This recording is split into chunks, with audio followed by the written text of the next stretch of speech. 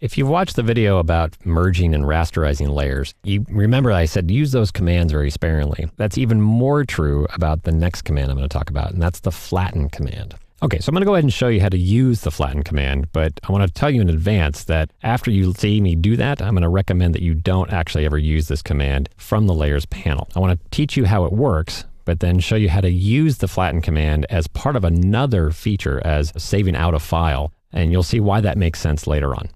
If you take a look at the layers panel here, you see I've got this stack of layers. The flatten command basically says, take all the visible layers that are turned on and squish them all into a single layer and delete all the layers that are turned off. So what you're going to end up with is a single background layer. So rather than talk about it, let's just do it. Under the layers panel, there's the flyout menu for the layers panel. And at the bottom of the list, near the bottom, is flatten image. Notice there's no keyboard shortcut for this. Now you could always assign one, but by default, we don't want a keyboard shortcut here because this is a command you really want to use sparingly. I'm going to go ahead and choose the flatten image command. And it says, hey, warning, are you sure you want to do this? Because you're going to throw away the layers that you have turned off right now. Yep, go ahead, click OK. And there you have it. You end up with a single background layer. Now, why would you do this? Well, if I want to take this file to some other application, say PowerPoint or Keynote, or place it in InDesign or Illustrator, and I don't care about having the layers anymore, I want to save it as a JPEG or a PNG or a TIFF file or something like that, a file format that typically doesn't support layers, what people tend to do is they flatten the image and then they do a save as and name it something else. I really don't like that technique because, it's 3 o'clock in the morning, it's deadline time.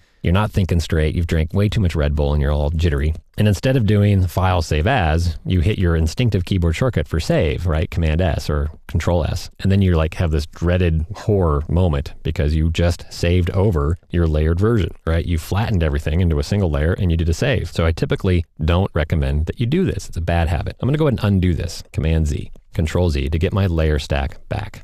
If you want to save out a flattened version to use elsewhere outside of Photoshop, then don't use the layers panel and flatten it and then do a save. Instead, just simply use the Save As command. I'm going to go to File and choose Save As. And if I choose any file format other than Photoshop, so if I choose, say, JPEG, notice that this is going to be using the Save As copy or Save a Copy variation of the Save As command. And notice that it's going to automatically flatten the image in the process. You'll see the little warning symbol comes next to the grayed out layers. I can't retain layers because JPEG doesn't support the layer file format. So there I can give it a name, call it final or whatever. And if I were to hit save, I'm not saving over my original layered Photoshop file. I'm keeping that intact, but choosing the Save As command and choosing a file format other than JPEG automatically takes care of the save a copy and flatten in one step, therefore protecting my work. So that's the recommended workflow I tell you should use. Just to protect yourself. Flatten is really a drastic command and you really shouldn't use it all that much, except as part of a Save As command.